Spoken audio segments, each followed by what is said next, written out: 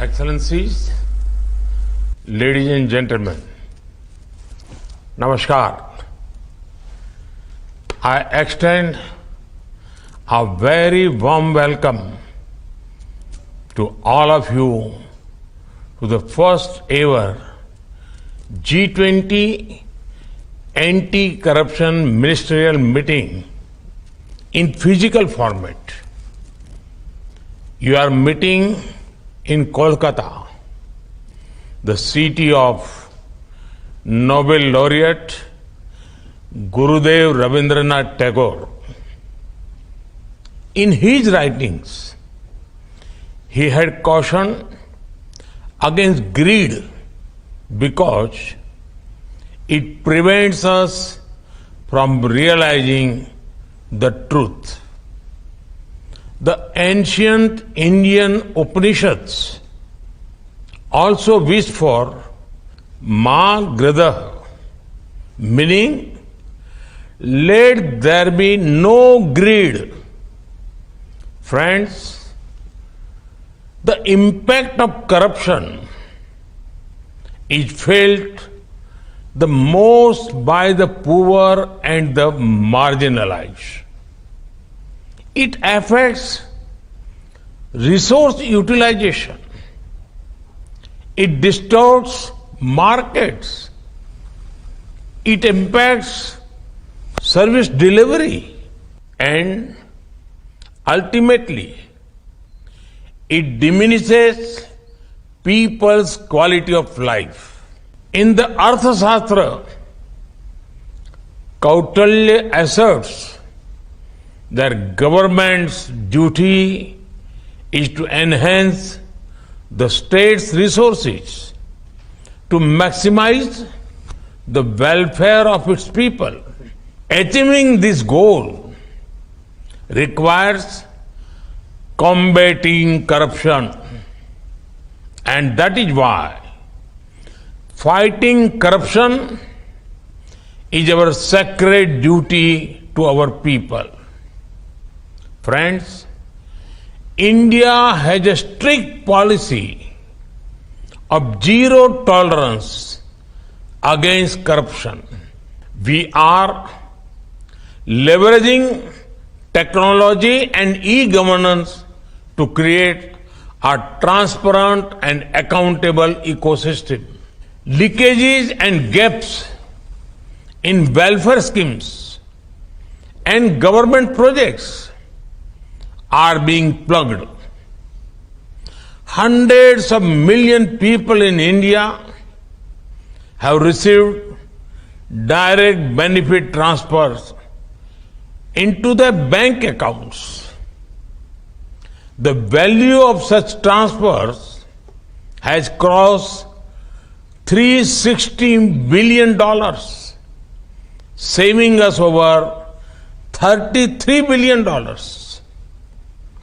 We have also simplified various procedures for businesses.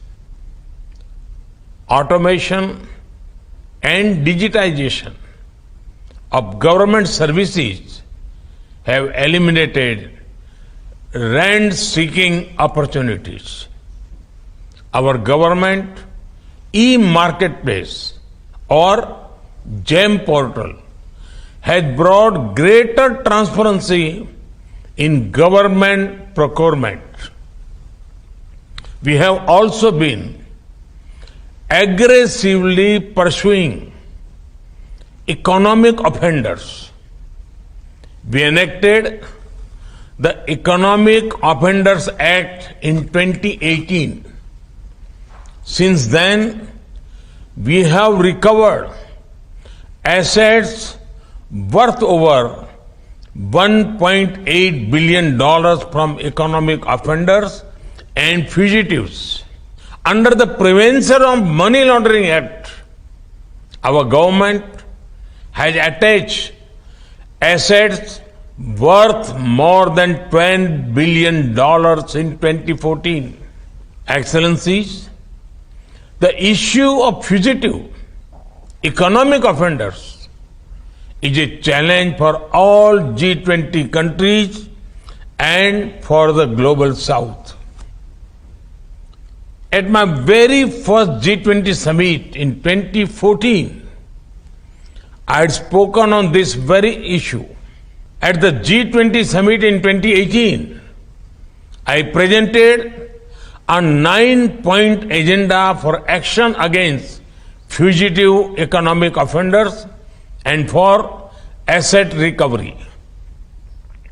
And I'm pleased to note that decisive steps are being taken by your group.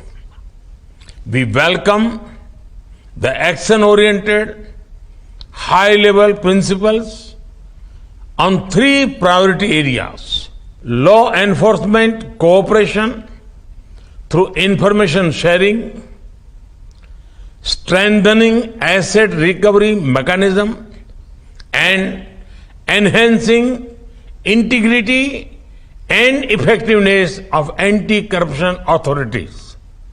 I am glad that an understanding has been reached on informal cooperation between law enforcement agencies.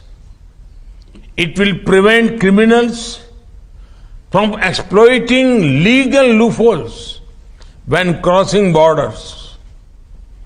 Timely asset tracing and identification of proceeds of crime is equally important. We also need to encourage countries to enhance the domestic asset recovery mechanism. To expedite the recovery of foreign assets, G20 countries can set an example by using non-conviction based confiscations.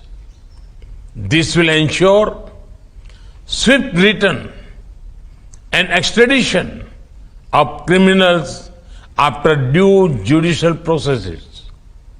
And it will send a strong signal about our joint fight against corruption. Excellencies, at G20, our collective efforts can significantly support the fight against corruption.